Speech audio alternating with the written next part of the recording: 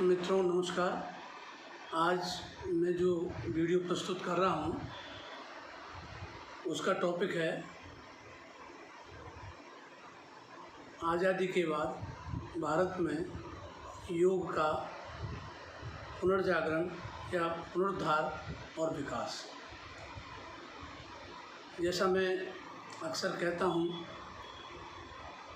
कि दुनिया की प्राचीनतम संस्कृतियों में भारत का प्रमुख स्थान है और यहाँ जीवन के हर पक्ष को बहुत विस्तार पूर्वक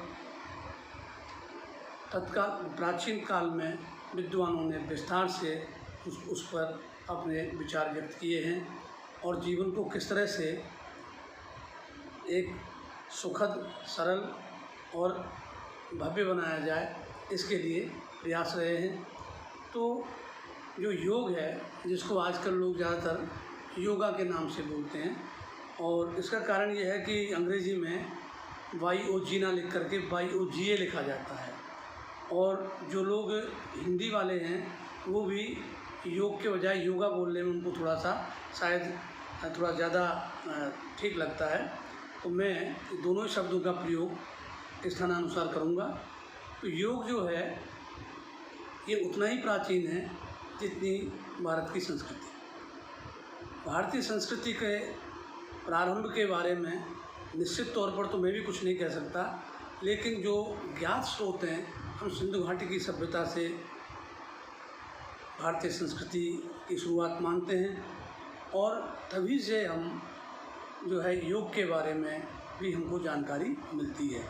क्योंकि जो जीवाश्म, जो मोहरें, जो मूर्तियाँ, जो मिट्टी के मूर्तियाँ, ये तमाम जो सिंधु घाटी की सभ्यता से प्राप्त हुई हैं, उसमें जिस मुद्रा में वे मूर्तियाँ या मोहरें हैं, उनसे ये लगता है कि उसे एक पोस्चर, एक सही पोस्चर के रूप में वे दिखाई देती हैं। तो लगता है कि ये योग के दर्शन से प्रभावित है।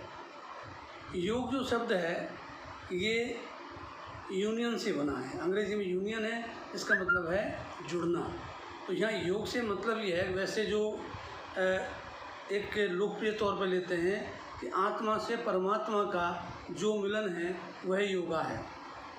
और यहाँ जो योगाचार्य हैं वो प्रकृति और पुरुष के मध्य अंतर संबंधों को इसके द्वारा बताते हुए किस तरह से व्यक्ति मोक्ष की तरफ बढ़ सकता है, ये योग सूत्र में योग में बताया गया।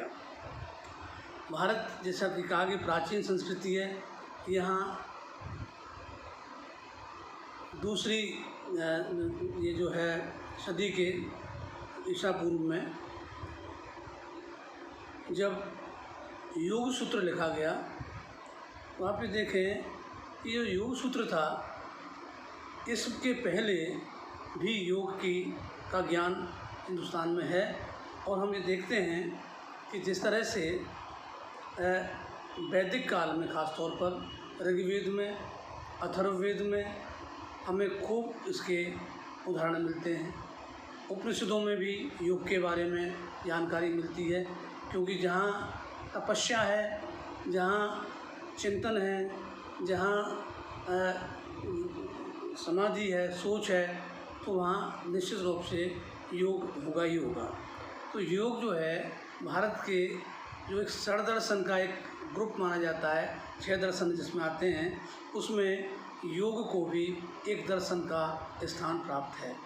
जो 6 दर्शन हैं उसमें हम सबसे पहला दर्शन सांख्य, फिर योग, फिर न्याय, देन वैशेषिक, फिर मीमांसा और छठा है वेदांत।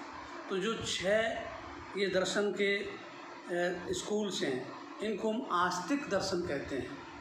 तो हिंदुस्तान की जो परंपरा है, इसमें आस्तिक और नास्तिक दोनों दर्शन समानांतर चलते हैं। जब से आस्तिक दर्शन का उद्भव हुआ, उसी के साथ हम देखते हैं कि नास्तिक दर्शन का भी उदय हुआ है। और नास्तिक दर्शन में जिन्हें हम सम्मिलित करते हैं, उसमें प्रमुख तौर पर एक तो चारवाक हैं, जिसे लोकायत के नाम से भी जानते हैं। चारवाक के बाद आजीवक हैं, इसके अलावा बौद्ध हैं और जैन हैं। इनको हम नास्तिक दर्शन के रूप में देखते हैं। तो आप ये देखिए कि यहाँ जैसे मैं अभी एक बात कर रहा था कि हमारी प्राचीन संस्कृति है, यहाँ योग सूत्र लिखा गया 2nd सेंचुरी BC में। तो 2nd सेंचुरी BC के बाद हम देखते हैं 4th सेंचुरी AD में एक काम सूत्र भी लिखा गया। तो आप देखिए ये हमारी ही महानतम संस्कृति है, जिसमें जैसा मैंने प्रारंभ में कहा कि जीवन के हर पक्ष को बहुत ही विस्तार पूर्वक समझाने और समझने और उसको विकसित करने के तौर तरीक़ों पर हमारे मनीषियों ने विचार किया है। तो उसी दिशा में योग एक महत्वपूर्ण जो है प्रक्रिया रही है हमारे धर्म, संस्कृति और आध्यात्म की। क्योंकि मोटे तौर पर हम मानते हैं जो योग है वो शारीरिक, मानसिक और आध्यात्मिक वेलनेस उसके स्वास्थ्य के लिए हम इसका प्रयोग कर सकते हैं और इसके माध्यम से हम निरोगी भी हो सकते हैं। और जितना हमको कहीं भ्रम होता है तो उस भ्रम से मुक्ति प्राप्त करके एक स्पष्ट रास्ता देख सकते हैं। जो जैसा मैं कह रहा हूँ 2nd सेंचुरी BC, तो उसके पहले देखा जाए तो महाभारत जो कि उसके पहले की है और महाभारत के अंग के रूप में गीता को माना गया है। ये बात अलग है, अनेक विद्वान गीता को महाभारत का अंग नहीं मानते। कुछ लोग ये कहते हैं गीता की जो भाषा है और महाभारत की जो भाषा है, इन भाषाओं में भाषांतर है और भाषांतर से ये लगता है कि गीता बाद की कृति है और बाद की कृति जो है इसके साथ जोड़ दी गई है। लेकिन जो माइथोलॉजी है वो ये कहती है ये तो श्री कृष्ण के मुँह से ही निकली है। तो यहाँ हम इतिहास की बात कर रहे हैं तो माइथोलॉजी तो नहीं चलेगी, क्योंकि जो भौतिक चीज़ें हैं, क्योंकि ये एक रचना भौतिक रचना है, तो इस रचना को निश्चित तौर पर इसका एक रचना काल तो होना ही चाहिए। तो मैं उस पर नहीं बात करूँगा रचना काल क्या है, लेकिन इसे हम महाभारत का अंग मानते हैं और महाभारत के अनेक तत्व इसमें समाहित हुए हैं। तो जो गीता है, गीता कर्मयोग, ये जो है इन्होंने गीता के जो सूत्र हैं गीता में, उन्होंने कर्मयोग, भक्ति योग और ज्ञान योग, इन 3 योग की बात कही है, जिसमें कृष्ण अर्जुन को उपदेश देते हैं और उसमें वो योग की बात बड़े विस्तार से करते हैं। इसके बाद हम देखते हैं बौद्धों में ख़ास तौर पर योग का प्रचार प्रसार बहुत अधिक है और उन्होंने, क्योंकि उनका जो मूल सिद्धांत देखेंगे आप, जो अष्टांगिक मार्ग है वही अपने आप में योग है। उस अष्टांगिक मार्ग का पालन करना योग है। तो उन्होंने तो योग पे बहुत विस्तार लिखा और बुद्ध घोष करके एक विद्वान हुए, उन्होंने भी योगा पे अपनी बात करी। तो जो जिसकी हम बात कर रहे हैं, तो ये जो जैनिज़्म, बुद्धिज़्म और जैनिज़्म का ओरिजिन हम मानते हैं वो हम 6ठी शताब्दी ईसा पूर्व से मानते हैं। किंतु उन धर्मों के जो अनुयायी हैं उनका विमर्श अलग है। उनका कहना ये है, जैसे जैन धर्म के मानने वाले कहते हैं भाई महावीर स्वामी 6ठी शताब्दी ईसा पूर्व में हुए, वे 24वें तीर्थंकर थे। उसके पहले 23 तीर्थंकर और हो चुके थे और वो कहते हैं कि सृष्टि के प्रारंभ से ही आदिनाथ जी हमारे भगवान थे। तो जो श्रावक परंपरा है वह भी उतनी ही प्राचीन है जितनी कि दूसरी हिंदू परंपराएं हैं। तो ये तो विवाद का विषय नहीं है, लेकिन हाँ ये अवश्य है कि योग के अनेक रूप हमारे सामने आते हैं। इसमें हिंदू योग है, बौद्ध योग है और जैन योग है। ये प्रमुख जो है योग की शाखाएं रही हैं। किंतु जब 2nd सेंचुरी BC में पतंजलि ने योग सूत्र लिखा, तो उस योग सूत्र में ऐसा उसके अध्ययन से पता चलता है कि उन्होंने उन सभी तत्वों को समाहित कर लिया जो अन्य जो नास्तिक दर्शन वाले भी इस योग को लेकर चल रहे थे, उसको भी और आस्तिक को भी, और उन्होंने जो है योग सूत्र की रचना की। और योग सूत्र में सबसे बड़ी बात जो हमें देखने को मिलती है, जैसे हम देखेंगे आगे, कि जो पतंजलि ने योग सूत्र दिया उसमें पहली बात तो यह है कि उन्होंने अष्टांग योग की बात करी। और अष्टांग योग में सबसे पहली बात उन्होंने 8 अंग बताए योग के। अष्टांग योग से मतलब है कि योग के 8 अंग हैं, जिसमें यम, नियम, आसन, प्राणायाम, प्रत्याहार, धारणा, ध्यान और समाधि। और इनकी जो व्याख्या की गई है कि भाई इन अष्टांग तत्वों से क्या मतलब है, तो उसमें उन्होंने यम जो सबसे पहले दिया है, तो यम में आप देखें कि उसमें पंच तत्व हैं यम के। उसमें अहिंसा, सत्य, अस्तेय, ब्रह्मचर्य, अपरिग्रह। तो ये आप देखते हैं कि ये पांचों चीज़ें जैनिज़्म में भी हैं, बुद्धिज़्म में भी हैं। और यहाँ जो अष्टांग योग जो उन्होंने योग सूत्र में पतंजलि ने दिया, उसमें सबसे पहला यम है। और यम के अंतर्गत 5 तत्व सम्मिलित किए गए, इसमें अहिंसा, सत्य, अस्तेय, ब्रह्मचर्य, अपरिग्रह। इसके बाद दूसरा है नियम। नियम से मतलब है एक तो शौच, शुद्धता, दिमाग, वाणी और शरीर सबकी स्वच्छता की बात करते हैं कि पहले आप उन नियमों का पालन करें, अहिंसा, सत्य, अस्तेय, ब्रह्मचर्य, अपरिग्रह। फिर ये नियम जो है शौच वाला। इसके बाद तीसरा आता है आसन। आसन का मतलब बैठने से है कि किस तरह से बैठने की मुद्रा क्या होनी चाहिए जब आप योग करें। इसके बाद प्राणायाम है। प्राणायाम जो है ये श्वास व्यायाम है, श्वास क्रिया है। और प्राणायाम जो है यही योग का जो व्यायाम है, एक्सरसाइज है, वो उसकी बात प्राणायाम करता है। प्राणायाम के बाद प्रत्याहार है, जो हर चीज़, बाहर की हर चीज़ का त्याग कर दो और आप शुद्धता से, मन की शुद्धता से, शरीर की शुद्धता से अब आप तैयार हो रहे हैं इसके लिए कि आप अपने जो योग है उसके दिशा में आगे बढ़ें। तो प्रत्याहार के बाद धारणा है। धारणा का मतलब है एक सिंगल ऑब्जेक्ट पर आपको कंसंट्रेट करना है, और उस पर जो कंसंट्रेट करेंगे तो उसको फिर उसका उस पॉइंट का ही, उसके बाद आता है धारणा के बाद ध्यान। उसका हम ध्यान करेंगे और ध्यान के बाद हम समाधि की स्थिति पहुंच जाएंगे जो मोक्ष की स्थिति है। तो ये उन्होंने अष्टांग मार्ग की बात की। और इसके जो पहला अंग है उस अंग में जैनिज़्म और बुद्धिज़्म के भी जो योग के तत्व हैं उनको पतंजलि ने अपने सूत्र में समाहित कर लिया है। अब विचार ये है कि जब योग के नाम पर जो व्यायाम अभी प्रचलित हैं, ऐसे किसी व्यायाम के बारे में जिसमें आप कभी भुजंगासन करते हैं, कभी उष्ट्रासन करते हैं, कभी मयूरासन करते हैं, इनके बारे में कभी कहीं भी कोई उल्लेख, जितनी भी एक्सरसाइज हैं इनके बारे में कोई आसनों की बात पतंजलि ने नहीं की है। पतंजलि ने शुद्ध योग की बात की है, जिसके उन्होंने दर्शन के रूप में लिया है। और दर्शन अपने आप में एक जीवन का अंग है, जीवन की पद्धति है। दर्शन जीवन को एक दृष्टि देता है, दिशा देता है। वही काम पतंजलि ने किया है। और उन्होंने जब इनके सूत्रों की हम व्याख्या करेंगे तो हम उनकी विभिन्न अवस्थाओं को, उच्चतम अवस्थाओं को समझ पाएंगे। लेकिन कहीं ये उछल कूद और ये जो कई बार जो एरोबिक या जिम्नास्टिक एक्टिविटी योग में दिखाई देने लगती हैं, वे पतंजलि के योग के अंग नहीं हैं। उन्होंने ऐसे किसी आसन की बात नहीं की जिसमें शरीर कष्ट पाए, आप ज़्यादा हाथ पाँवों को मोड़ें। वो तो ज़्यादा से ज़्यादा ये जो है योगासन या पद्मासन और दूसरे आसन हो सकते हैं जिनसे आप कंफर्टेबली आराम से बैठ सकें। अगर शरीर को तोड़ो मोड़ो तो आराम से नहीं होता है, उसके लिए प्रैक्टिस करनी पड़ती है और उसको उसमें कष्ट होता है, उतना आसान नहीं होता है वो।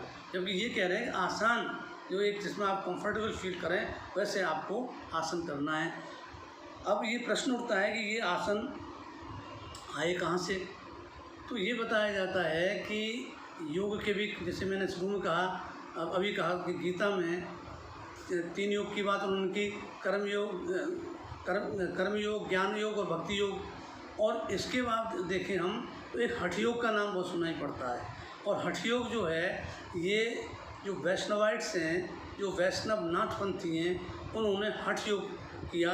और हठ योग ये जो है 9वीं 10वीं सदी से और 11वीं, इन 3 सदियों में हठ योग का विकास होता है। और हठ योगियों ने पहली बार 84 आसनों की कल्पना वो बनाए और उन 84 आसनों का उन्होंने अपने विस्तार से उल्लेख किया।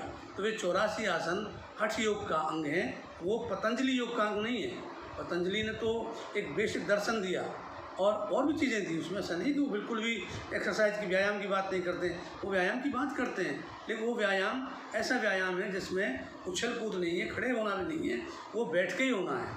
ये खड़े होने वाला जो शुरू हुआ कि खड़े होकर के हम अनेक आसन करते हैं, इवन सूर्य नमस्कार भी, ये भी पतंजलि ने अपने योग में योग सूत्र में नहीं लिखा है, ये बाद के डेवलपमेंट्स हैं। तो जो हठ योग है, हठ योगियों ने इसे विकसित किया और ये 14वीं 15वीं सदी तक योग जो है प्रमुख जो धारा बन गई वो हठ योग की धारा बन गई और दूसरे योग जो हैं थोड़ा गौण होने लगे।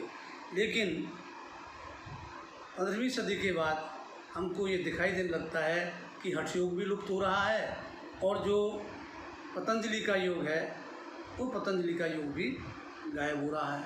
आप भी देखें कि जब भारत में राष्ट्रवाद का उदय हो रहा है, उस राष्ट्रवाद के अंग के रूप में वो राष्ट्रवाद केवल राजनीतिक नहीं है, केवल आर्थिक नहीं है, केवल सामाजिक नहीं है, बल्कि वो सांस्कृतिक भी है और वो आपकी जीवन पद्धति को भी बात करता है। तो ये जो जैसे मैंने पहले अपने 1-2 वीडियो में बात की कि आयुर्वेद के लिए लोगों ने कोशिश की, तो ऐसे क्या है योग के लिए प्रयास 1857 के बाद दिखाई देते हैं। और मैं यहाँ एक बात कहना चाहूँगा, क्योंकि मैंने स्वामी दयानंद सरस्वती जी को विस्तार से पढ़ा है, उन पर अपनी बुक भी लिखी है। तो स्वामी दयानंद सरस्वती जब उन्होंने गृह त्याग किया और गुजरात से बाहर निकले, सबसे पहले वो राजस्थान आए। राजस्थान में माउंट आबू में उस योगियों का उल्लेख था जो गुफाओं में रह कर के योग साधना कर रहे थे और स्वामी जी योग साधना के लिए ही घर से निकले थे। उनकी ये समझ थी कि योग से ही मैं सत्य तक पहुंच पाऊंगा, सत्य का मार्ग योग से होकर ही गुजरता है। और उन्होंने ऐसे योगियों के बारे में सुना था कि जो योगी हवा में उड़ सकते हैं, जो योगी पहाड़ से छलांग लगा सकते हैं, जो योगी पानी पर चल सकते हैं, ऐसी उन्होंने काल्पनिक बातें सुनी थी जिनसे वे बहुत अधिक प्रभावित हुए और उसे आधार बना करके वो आबू में लगभग 2 साल रहे, किंतु उन्हें संतुष्टि नहीं हुई और कोई ऐसा योगी चमत्कारी योगी नहीं मिला जो अपने चमत्कार दिखा सके। तो स्वामी जी वहाँ से निराश होकर के उसी समय कुंभ का मेला हरिद्वार में लग रहा है तो वे हरिद्वार पहुँच जाते हैं और हरिद्वार पहुँच कर के भी वो योगियों की तलाश करते हैं, लेकिन उन्हें कहीं कोई ऐसा नहीं मिलता है। तो उन्होंने क्या हुआ कि जो योग के नाम पे जो अंधविश्वास थे, जो पाखंड थे और धर्म के नाम पे भी जो पाखंड थे, उनका खंडन करना शुरू कर दिया और उन्होंने अपना जो झोपड़ी बनाई, जो अपना जगह बनाई, तंबू बनाया, उस पर लिख दिया पाखंड खंडनी स्थल। तो इस तरह से स्वामी दयानंद जी निराश हुए, फिर भी वे विंध्याचल के इलाके में भी गए, वहाँ भी उन्हें कुछ नहीं मिला।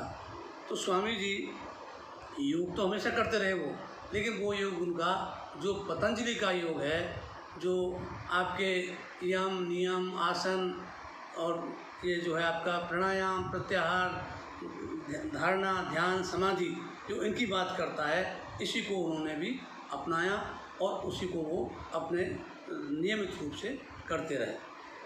तो जो दूसरी बात अब ये है कि जब ये 19वीं सदी की भी बात कर रहा हूँ तो ऐसा कोई खास उल्लेखनीय काम नहीं हो पाया। इसके बाद हम देखते हैं कि विवेकानंद ने योग को पुनर्जीवित करने के प्रयास किए और उन्होंने जो गीता का कर्मयोग है उसको भी शामिल किया और पतंजलि का जो योग है उसको उन्होंने राजयोग का नाम दिया। तो उन्होंने कर्मयोग, ज्ञान योग, भक्ति योग और एक राजयोग, तो ये उन्होंने योग की बारे में कहा और उन्होंने योग को पुनर्जीवित करने के लिए अपने प्रयास आरंभ किए।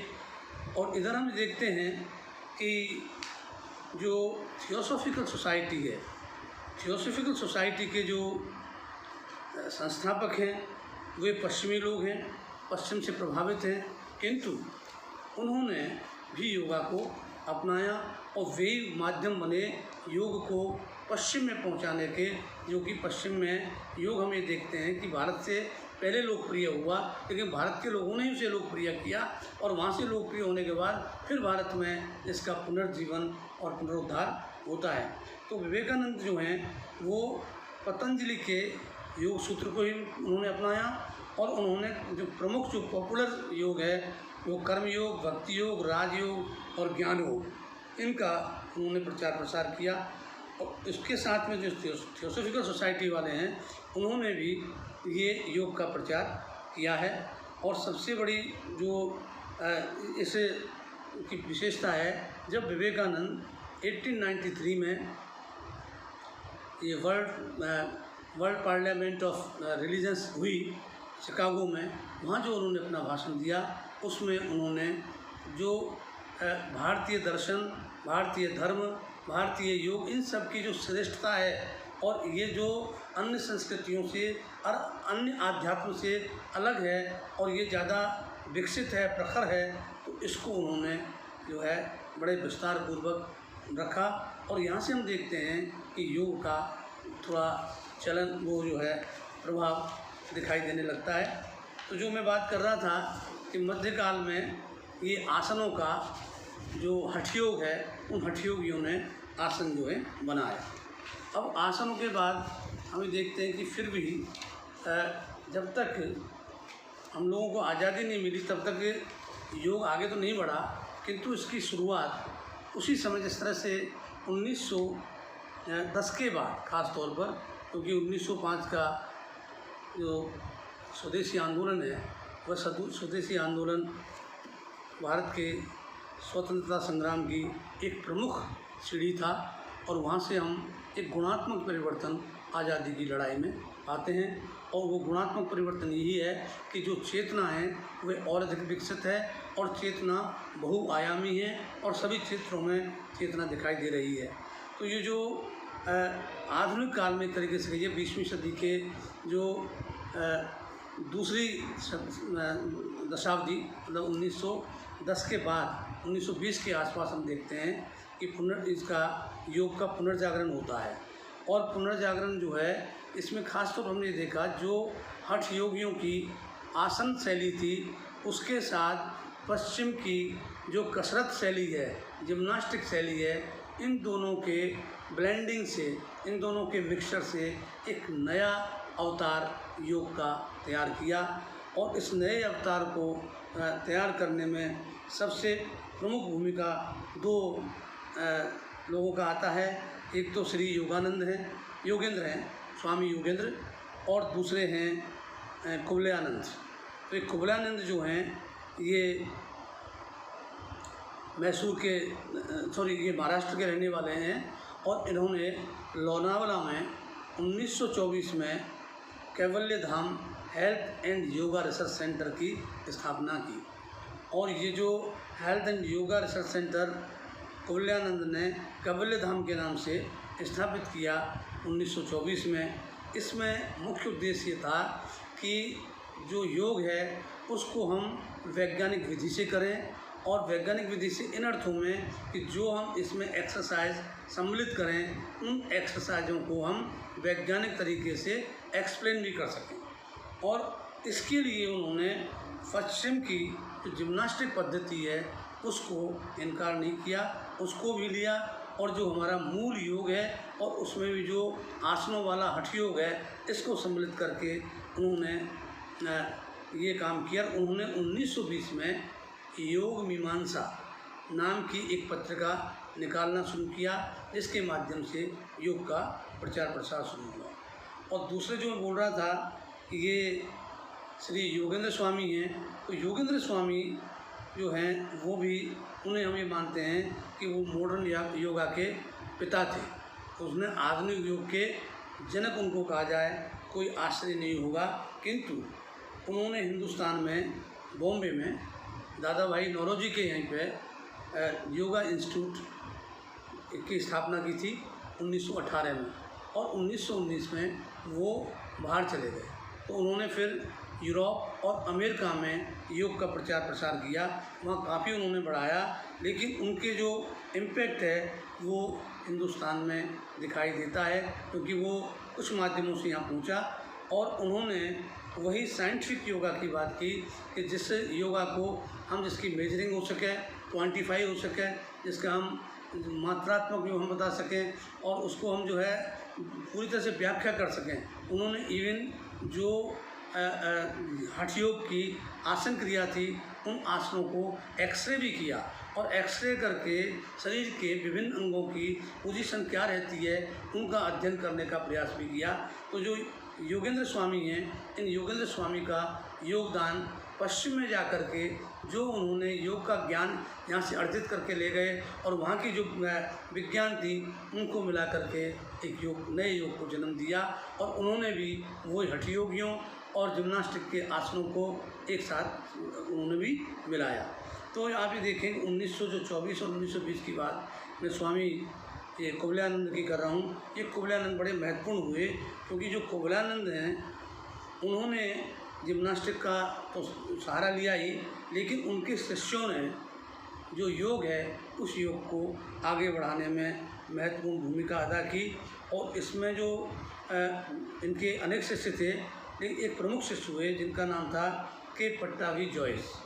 तो के पट्टाभी जॉयस जो हैं उन्होंने 1948 में मैसूर में अष्टांग योग रिसर्च इंस्टीट्यूट कायम किया और उन्होंने अष्टांग जो योग पतंजलि का है उसको बेस करके और वो जो नया आ रहा है हठ योगी और पश्चिम की जिम्नास्टिक के मिश्रण का, उसका भी उन्होंने समायोजन करके एक नया जो है योग उन्होंने खड़ा किया। और 1948 की वो समय है जब देश आज़ाद हो चुका है। तो उसके बाद से हम देखते हैं तीव्र गति से ये आगे बढ़ता है। दूसरे उनके ही शिष्य ये BKS आयंगर हुए हैं। इन आयंगर ने प्रारंभ में तो इन्होंने भी एक किताब लिखी थी 1966 में, जो किताब थी इनकी लाइट ऑन योगा, योगा पर प्रकाश। और इस लाइट ऑन योगा करके इन जो किताब लिखी थी, इन्होंने आयंगर योगा एक अलग धारा जो कि इनसे ये जो इनके गुरु थे, इनके गुरु असल में तो ये थे कृष्णाचार्य। तो कृष्णाचार्य से भी अलग होकर के इन्होंने एक नई शैली विकसित करने का प्रयास किया। और ये आयंगर भी बाद में अमेरिका चले गए और अमेरिका में आयंगर का जो है ये काफ़ी प्रसिद्ध हुआ है।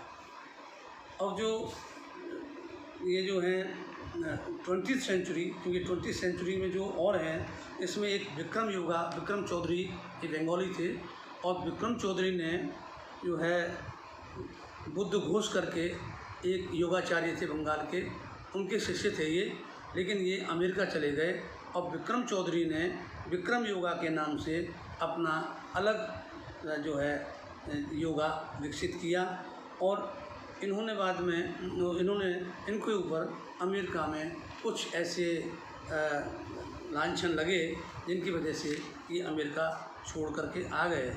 और इसी समय हम देखते हैं कि 1966 के आसपास ही ऋषिकेश में एक शिवानंद स्कूल ऑफ योगा की स्थापना होती है। और शिवानंद स्कूल ऑफ योगा है, इसने भी काफ़ी महत्वपूर्ण कार्य किए। तो अब इसके बाद जो सबसे बड़ी जो दिक्कत ये जो बात हुई कि ये जो विक्रम चौधरी थे, इन विक्रम चौधरी ने अमेरिका से लौट करके, क्योंकि उन्हें वहाँ से लौटना पड़ा, तो वो जो है अपने कलकत्ता में उन्होंने कुछ काम किया। और उनके जो गुरु थे बुद्ध घोष और उनके भाई थे विष्णु घोष, एक दोनों का समूह था। इन्होंने इनकी एक शिष्या थी जिनका नाम है योगिनी लावण्या, और योगिनी लावण्या पालित। और योगिनी लावण्या पालित ने जो है जो आसन वाला योग है उसके 40 आसनों को फिक्स किया कि ये 40 आसन हैं जिन्हें फिक्स कर दिया जाए। जो फिक्सिटी ऑफ आसन नहीं है, क्यों आज आसन कई जगह 900 तक पहुंच गए हैं, कई जगह 500 हैं, 200 हैं। तो उन्होंने जो है 40 फिक्स किए थे, क्योंकि वे कोर आसन हैं। अगर उन कोर आसनों को करेंगे तो हमें अपने लक्ष्य की प्राप्ति, चाहे वो हम फिजिकल वेलनेस की बात करें, मेंटल वेलनेस की बात करें या स्पिरिचुअल वेलनेस की बात करें, इन तीनों को ही हम जो है अपने लक्ष्य को प्राप्त कर सकते हैं। तो ऐसा उन्होंने किया, लेकिन वो बहुत अधिक ज़्यादा चल नहीं सका। फिर हम देखते हैं कि उसके बाद आते हैं महेश योगी। महर्षि महेश योगी ये हिंदुस्तान में ही थे, और स्वामी ब्रह्मानंद सरस्वती जो इसमें उत्तराखंड में उनका आश्रम था, और ये जो हैं शंकराचार्य थे, तो इनके शिष्य के रूप में हम देखते हैं कि महर्षि महेश योगी जो फिजिक्स में एमएससी किए हुए थे, पढ़े लिखे व्यक्ति थे, और वे आध्यात्म की ओर मुड़े, और वे जो हैं स्वामी ब्रह्मानंद सरस्वती के असिस्टेंट के रूप में अपना काम शुरू किया। और बाद में उन्होंने उनका काम छोड़ करके सबसे पहले 1955 से 57 के बीच में भारत के भ्रमण का कार्यक्रम बनाया। और भारत भ्रमण जो उनका पूरा हो गया, यहाँ के जितने योगी, पंडित, विद्वान थे जो न जाने जाते थे देश के विभिन्न इलाकों में, उन सबसे वो मिले और उनसे उन्होंने ज्ञान प्राप्त किया या उनसे साहित्य प्राप्त किया। और एक ज्ञान से युक्त होकर के उन्होंने 1958 से 1968 तक यूरोप और अमेरिका के विभिन्न देशों की यात्राएं की, और उन यात्राओं के दौरान वो कहीं कहीं अपने भारतीय योग पर अपने प्रवचन भी देने लगे। और उसी दौरान 1967 में एक बीटल बैंड है, उस बीटल बैंड के साथ इनका संपर्क होता है, और वो उनके साथ मिल कर के वो भी इन्होंने अपने कार्यक्रम चलाए, किंतु इन पर भी कुछ लांछन लगे तो इनको बीटल समूह छोड़ना पड़ा। तो इन्होंने जो है बाद में, सबसे बात ये कि 1969 में उन्होंने स्विट्ज़रलैंड में अपना मुख्यालय बना लिया, और अपने मुख्यालय से ही, ये 1968 में बना लिया उन्होंने, और वो मुख्यालय से रहकर ही अपने कार्यक्रम का संचालन करते हैं। इसके बाद हम देखते हैं कि जब इनकी लोकप्रियता बढ़ती है, और ये अमेरिका में तो इनका अक्सर जाना रहता ही है, तो इन्होंने 1974 में अमेरिका में महर्षि इंटरनेशनल यूनिवर्सिटी की स्थापना की, और ये फेयरफील्ड कोई जगह है, फेयरफील्ड में 1974 में इन्होंने इंटरनेशनल यूनिवर्सिटी स्थापित की। इसके बाद हम देखते हैं कि उन्होंने 1982 में जो है इंडिया में भी एक उत्तर प्रदेश में महर्षि वेद विज्ञान विद्यापीठ की स्थापना की।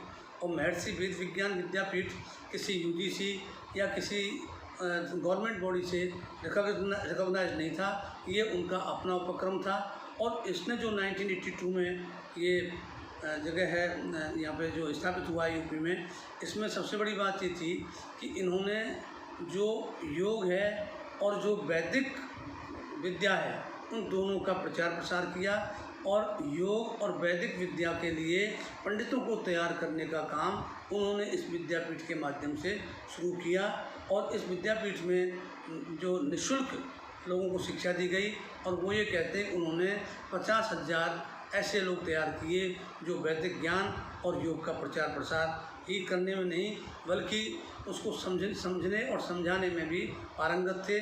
और उनके माध्यम से उन्होंने कहा कि हमने भारतीय संस्कृति को बहुत ऊंचाइयों पर पहुंचाया है। तो ये 1974 में तो इन्होंने अमेरिका में यूनिवर्सिटी बनाई, और उसके बाद इन्होंने जो है इंडिया में ये जो संगठन ये विद्यापीठ स्थापित की, महर्षि वेद विज्ञान विद्यापीठ। उसके बाद उनका जो आगे जो इनका विस्तार है, तो 1995 में इन्होंने जबलपुर में महर्षि महेश योगी वैदिक विश्वविद्यालय की स्थापना की। और उस वैदिक विश्वविद्यालय की स्थापना के साथ साथ ही 1995 में ही महर्षि विद्या मंदिर स्कूल, जो 16 राज्यों के 131 शहरों में 148 शाखाएँ उन्होंने स्थापित की। और ये जो महर्षि विद्या मंदिर स्कूल से, इन स्कूल के माध्यम से भी जो योग का प्रचार प्रसार, वैदिक शिक्षा का प्रचार प्रसार और वैदिक संस्कृति और मूल्यों की स्थापना के लिए इन्होंने काम किया। किंतु ये कभी विवादों से मुक्त नहीं हो पाए, ये विवादास्पद ही रहे। और विवादास्पद रहते हुए जब हिंदुस्तान में इनके आगे थे 1988 में इनके दिल्ली के कुछ ठिकानों पर जब छापे पड़ते हैं, तो ये वापस स्विट्ज़रलैंड चले गए, और स्विट्ज़रलैंड से रह के ये अपने कार्यक्रमों का संचालन करते रहे। और उसके बाद जब इनका ये स्विट्ज़रलैंड में रहे लास्ट तक, लेकिन इनकी जो मृत्यु हुई तो हिंदुस्तान के बड़े नामी लोग भी उनके अंतिम क्रिया में सम्मिलित हुए। तो ये जो आज़ादी के बाद एक प्रमुख काम किया वो हम ये मानते हैं महर्षि महेश योगी ने किया। उसके बाद प्रमुख नाम आता है धीरेन्द्र ब्रह्मचारी का। धीरेन्द्र ब्रह्मचारी जो हैं वो कुंडलिनी योग पढ़ाते थे और जवाहरलाल नेहरू ने उनको इंदिरा गांधी के योग प्रशिक्षण के लिए इनवाइट किया था और वे इंदिरा गांधी के साथ काफ़ी नज़दीकियाँ रखते भी थे। उन्होंने जो है विश्वयतन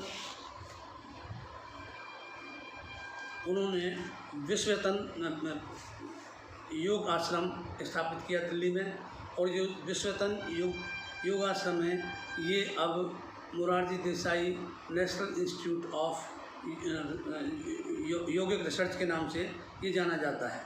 तो ये जो धीरेन्द्र ब्रह्मचारी हैं इन्होंने मैक्सिमम काम किया। इन्होंने 70s में जब दूरदर्शन एक ही चैनल था सरकार का था, उस पर इनका नियमित साप्ताहिक योग की जो है का एपिसोड आता था और इसमें जो है इन्होंने योगाभ्यास के नाम से एक नियमित जो है 70s में 80 तक इनका ये कार्यक्रम 80 से पहले वो हो गया कि 1978 में इनका लगभग ये ख़त्म हो गया। इन पर भी कई तरह के आरोप लगे और इन्होंने एक काम और किया कि दिल्ली सरकार द्वारा जो स्कूल चलते थे उन स्कूलों के लिए पाठ्यक्रम में योग को एक विषय के रूप में विकसित करने का काम किया और एक बहुत बड़ा इनोवेशन था।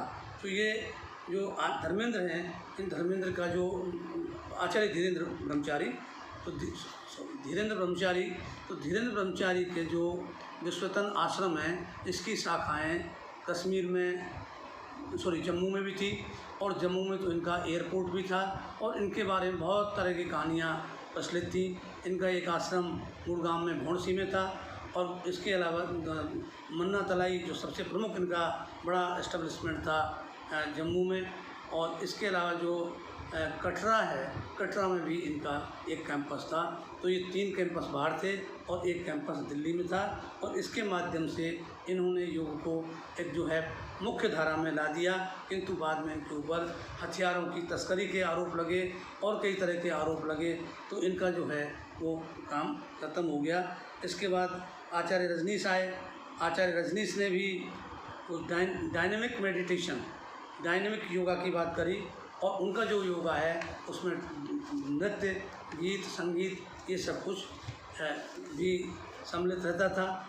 और अब इसमें जो और आगे जो आए हैं इस दिशा में तो एक नाम रविशंकर का भी है, जो रविशंकर महर्षि महेश योगी के शिष्य थे और महेश उनसे अलग होकर के उन्होंने 1981 में आर्ट ऑफ लिविंग की स्थापना की। तो आर्ट ऑफ लिविंग जो है वो भी योग पे में ही योग का ही प्रचार प्रसार करते हैं, लेकिन उनका प्रमुख है सुदर्शन क्रिया और उस सुदर्शन क्रिया के साथ साथ वे दूसरे भी जो योग के आचरण हैं उनको वो करते हैं।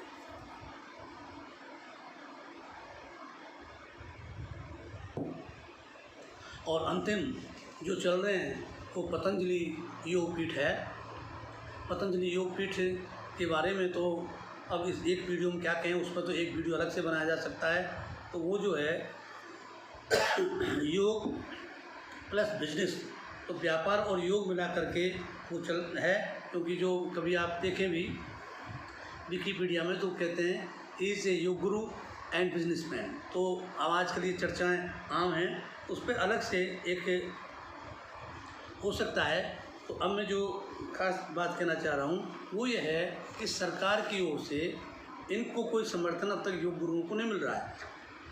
वो बात अलग है, योग गुरु अपने रिलेशंस पॉलिटिकल पावर के साथ कल्टीवेट करके फेवर सीख कर लेते हैं। उनको ज़मीनें मिल जाती हैं, पहाड़ मिल जाते हैं, नदियाँ मिल जाती हैं, झीलें मिल जाती हैं, तो और वो गलत तरीके से भी मिल जाती हैं। तो वो तो है, किंतु सरकार की ओर से जो एक शुरुआत है वो 1978 में, वैसे तो 1970s के बाद जो इंडियन मेडिटेशन के लिए काउंसिल बनी थी उसमें योग को शामिल किया गया। लेकिन 1978 में योग रिसर्च की एक अलग से काउंसिल बन गई। और सबसे बड़ी बात, जो विश्ववेतन योगाश्रम था जिसको कभी धीरेन्द्र ब्रह्मचारी ने विकसित किया था, उसे भारत सरकार के उपक्रम के रूप में विकसित किया गया और 1988 में उसका नाम Morarji Desai national institute of yoga बना दिया गया। और अब उसमें नियमित बीएससी एमएससी के कार्यक्रम योगा में चलते हैं। इसके अलावा हिंदुस्तान के निजी क्षेत्र के और सरकारी क्षेत्र के अनेक विश्वविद्यालय हैं, जिसमें पतंजलि विश्वविद्यालय भी है, इसमें महर्षि विश्वविद्यालय भी है। आज भी उनमें योग के कोर्स चलते हैं और उनका अभी भी इस तरह का जो एक अपेक्षा रहती है सरकार से कि स्कूलों में यदि योगा को एक अनिवार्य विषय के रूप में, जिस तरह से एक शारीरिक शिक्षक होता है वैसे ही योग शिक्षक भी हर स्कूल में लगाए जाएं, तो हम योग का अधिक लाभ ले सकते हैं। धन्यवाद।